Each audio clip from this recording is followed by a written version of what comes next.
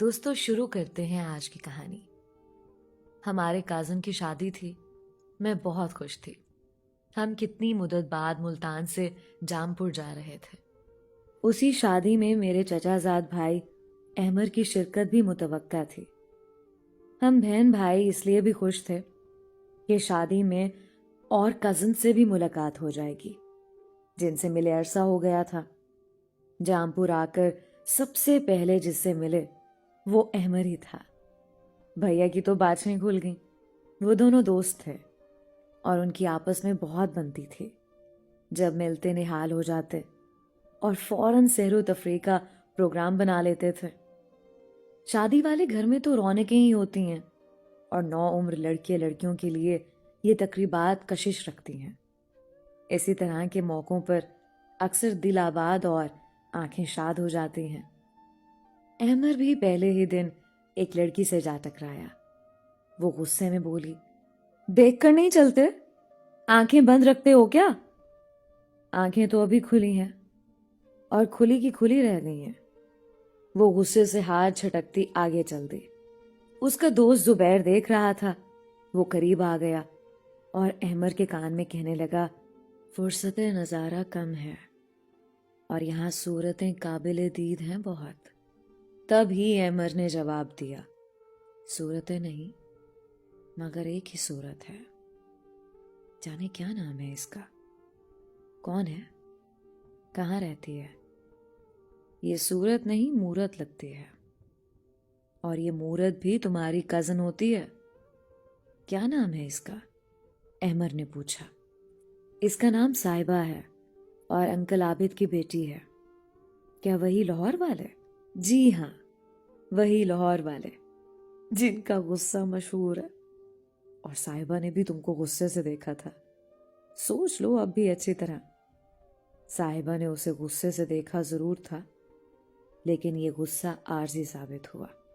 وہ اب اس سوچ میں تھی کہ اس نڈر لڑکے کو دوبارہ دیکھے جس نے کہا تھا کہ آنکھیں تو اب کھلی ہیں اور تمہیں دیکھ کر کھلی کی کھلی رہ گئی ہیں۔ وہ اس فکرے باز کو دوبارہ دیکھنا چاہتی تھی۔ کیا واقعی اس کی آنکھیں کھلی ہوئی ہیں؟ کہیں بند تو نہیں ہو گئی؟ میرا یہ خیال ہے کہ جب کوئی کسی کے بارے سنجیدگی سے سوچتا ہے تو دوسرا بھی اس کے بارے سوچ رہا ہوتا ہے۔ تب ہی احمر کے ذہن میں بھی یہی خیال تھا کہ وہ برہم مزاج لڑکی اب کہاں ہوگی اور کیا کر رہی ہوگی۔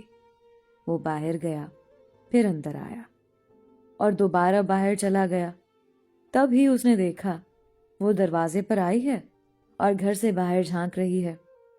احمر پر نظر پڑتے ہی وہ اپنی چھوٹی بہن کو بلانے لگی جو گلی میں کھڑی تھی۔ احمر کو محسوس ہوا کہ وہ اپنی بہن کو نہیں بلکہ اس کو آواز دے کر بلا رہی ہے اور پوچھ رہی ہے کہ اس ہنگامے بھرے گھر میں تم کہاں ہو، کس جگہ ہو اور کیا کر رہے ہو۔ احمر نے جو ہی صاحبہ کی جانب دیکھا تو اس نے مسکرا کر منہ دوسری طرف کر لیا اور گھر کے اندر چلی گئی۔ یہ ایک خاموش پیغام تھا۔ احمر نے زبیر بھائی سے کہا، آؤ یار اندر چلتے ہیں۔ تب ہی وہ بولا، نہیں بھائی، مجھے تو تم معاف ہی رکھو اس معاملے سے، میں دور ہی بھلا۔ تمہاری آنکھیں کھلی ہیں، میری نہیں۔ اپنی کھلی آنکھوں سے تم خود دیکھو۔ احمر نے اس کی ایک نہ سنی اور دوست کو کھینچتا ہوا گھر کے اندر لے آیا۔ وہ سامنے نلکے پر چھوٹی بہن کے ہاتھ دھلوا رہی تھی۔ تب ہی بآواز بلند احمر نے دوست کو مخاطب کر کے کہا، یار زبیر، یہ اچھی بات نہیں ہے۔ کبھی یہاں سے گزر جاتے ہو اور کبھی وہاں سے، کبھی دو باتیں ہم سے بھی کر لیا کرو۔ کیا ہم اتنے ہی برے ہیں؟ صاحبہ خاموشی سے کمرے میں چلی گئی۔ احمر نے پوچھا، زبیر بتاؤ، وہ تم کو راضی لگی ہے یا ناراض؟ ذرا سا انتظار کر لو، اب بھی پتہ چل جائے گا۔ ابھی یہ دونوں شادی والوں کا کچھ سامان رکھ رہے تھے۔ دیکھا کہ صاحبہ اپنی امی کے ساتھ کمرے سے باہر آ رہی تھی۔ زبیر کہنے لگا، یار پھنس گئے یار، وہ دیکھ، وہ اپنی ماں کو لے کر آ رہی ہے۔ میں نے تجھے کہا تھا کہ کوئی ایسی بات نہ کرنا. تو چول انسان ہے یار, پھنسوا کے رکھ دیا مجھے. میں نے تجھے کہا تھا یار ایسی کوئی بکواس نہ کرنا کہ جس سے یہاں رشتہ داروں کے گھر میں ہماری عزت خاک میں مل جائے. اب خیر نہیں ہے. اس چھوکری نے جا کر اپنی ماں سے شکایت کر دیا. جب آنٹی ان کے پاس آئی تو زبیر بھائی کی بری حالت تھی, ٹانگیں کانپ رہی تھیں. وہ انکل عابد کے غصے کو جانتا تھا. آنٹی نے پوچھا, زبیر کہاں ہیں تمہارے ابو؟ ابھی وہ یہ پوچھ ہی رہی تھیں کہ احمد نے آگے بڑھ کر ان کو سلام کیا. وہ خوش دلی سے بولی, جیتے رہو بیٹا. تب ہی ان کی جان میں جان آ گئی. کس کے بیٹے ہو؟ انہوں نے احمد سے پوچھا. یہ حفیظ انکل کے بیٹے ہیں, زبیر نے جلدی سے جواب دیا. ماشاء اللہ اتنے بڑے ہو گئے. وہ حیرت سے بولی, ہم بھی ملتان میں رہتے تھے اور تمہارے گھر آتے جاتے تھے. پھر تمہارے انکل کا ٹرانسفر ہو گیا تو ہم لاہور آ گئے. اب ملتان آئیے گا آنٹی؟ احمد نے کہا کہ اب 18 ہو گئی تھی. ضرور آئیں گے. تم بھی ضرور آنا لاہور, بلکہ امی کو بھی لانا. احمد خوش ہوا. وہ جس کو شکایت سمجھ رہا تھا وہ بات نہ تھی, اور آنٹی سے بھی ملاقات ہو گئی تھی. چلو اچھا ہے, اس نے سوچا, واقفیت نکل آئی ہے. اب میں امی ابو کو ان کے گھر بھیج سکوں گا. صاحبہ کو حاصل کرنے کا خواب اسے پورا ہوتا دکھائی دینے لگا.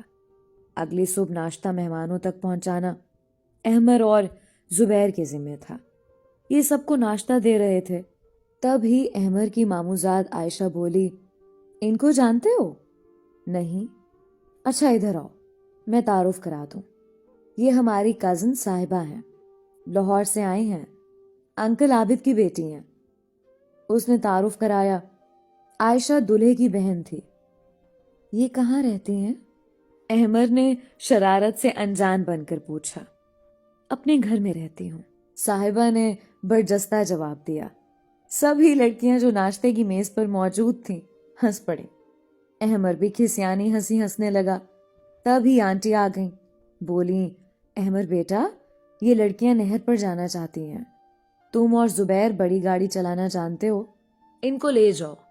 بڑی جیب انکل نے دی اور یہ دونوں رشتہ دار لڑکیوں کے ٹولے کو لے کر نہر کو روانہ ہو گئے. جب نہر پر پہنچے سب ادھر ادھر بھاگے, مگر صاحبہ نہر پر رک گئی. احمد اس کے پاس پہنچا تو وہ نپے تلے قدموں سے چلنے لگی. کوئی بات کہنی ہے تو کہہ دیجیے. مشکل ہے, بات زبان سے ادا نہیں ہو پا رہی. ایسی کون سی بات ہے جو بات کرنے میں مشکل ہو رہی ہے؟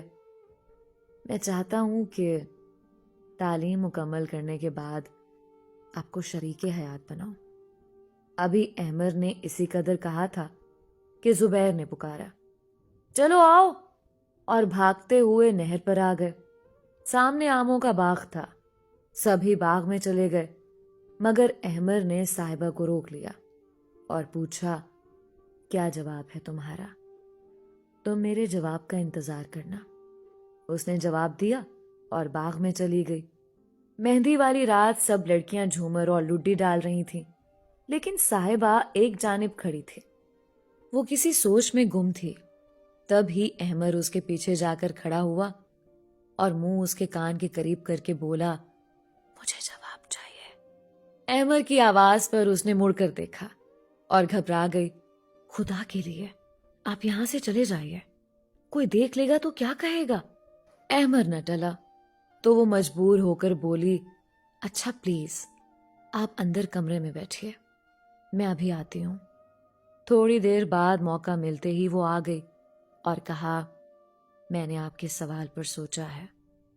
جواب یہ ہے کہ میرا اور آپ کا ساتھ ٹھیک نہیں رہے گا. آپ ملتان میں ہوں گے اور میں لاہور میں. ہم آسانی سے ایک دوسرے کے گھر آ جا بھی نہیں سکتے. فاصلوں سے ڈر گئی ہیں. آپ مجھے دوسروں سے مختلف پائیں گی. ہم کو جلد لاہور آنا ہے کسی کام کے سلسلے میں. تمہارے امی ابو مجھے جانتے ہیں. میں تمہارے گھر آ کر رہوں.